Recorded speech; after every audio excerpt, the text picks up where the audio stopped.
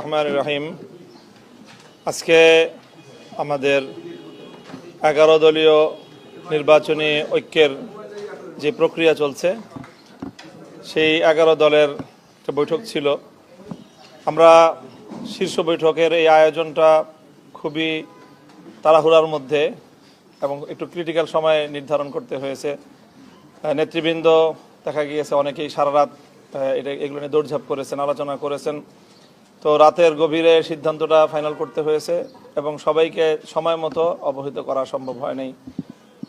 তো সেই হিসাবে এই জায়গাটায় একটু গ্যাপ ছিল, সবাই সময় মতো উপস্থিত হতে পারেনি। এরপরেও আমরা ম্যাক্সিমাম প্রায় 10টা দলই এখানে উপস্থিত হয়ে এই বৈঠকটা আমরা সম্পন্ন করেছি। ইসলামী আন্দোলনের সাথেও নেতৃবৃন্দের সাথে আমাদের কথা হয়েছে, বৈঠকের আগ দিয়ে বৈঠকের মধ্যে থেকেও আমাদের কথা হয়েছে এবং আমরা আশা করছি যে আমরা একসাথেই রাত 8টায় আমাদের প্রেস কনফারেন্স হবে ডিপ্লোমা ইঞ্জিনিয়ার্স ইনস্টিটিউশনে। সেখানে ইনশাল্লাহ আমরা আমাদের চূড়ান্ত বক্তব্য যেগুলো সব ঐক্যবদ্ধভাবে আমরা উপস্থাপন করতে পারবো বলে আশা করছি। ইসলামী আন্দোলনের ব্যাপারে আমাদের প্রত্যাশা যে ইনশাল্লাহ আমরা যেভাবে একসাথে শুরু করেছিলাম আমরা একসাথেই সামনের দিকে অগ্রসর হতে পারবো। আমরা এখনো আশাবাদী ইনশাল্লাহ।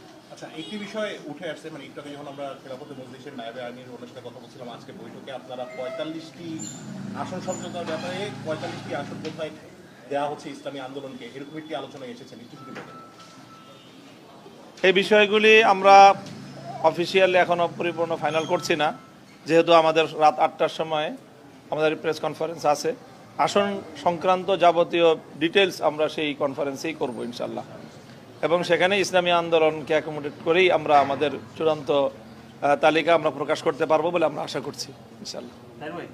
এই যে আসন প্রার্থীতা ঘোষণা নিয়ে যে ঝামেলাগুলো তৈরি হচ্ছে, যেটা ঝামেলাই বলবো আমরা, সেটা থেকে কি ঝামেলা ঠকিয়ে থাকে বা ইসলামী আন্দোলন যদি এখানে থাকে নির্বাচনের পরেও কি এটার আরো বেশি আশঙ্কা করছেন কিনা? না, আমরা প্রথম কথা হচ্ছে আমরা কোনো ঝামেলার ভিতরে নাই এবং আমাদের ভিতরে যে আলাপ আলোচনা হচ্ছে কিছুটা মত ভিন্নতা হচ্ছে, এটা ঝামেলা বলা যায় না, ঠিক আছে।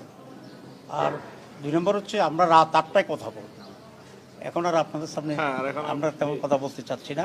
সবাইকে ধন্যবাদ। ছোট্ট করে যেটা হচ্ছে যে আমরা যতটুকু শুনেছি যে যদি ইসলামী আন্দোলন এসে থাকে তাহলে 300 আসনে ঘোষণা হবে, না হলে 250 আসন। আসলে না আসলেও কি 300 আসন করবে না 250 থাকবে? এটা রাত 8টায়।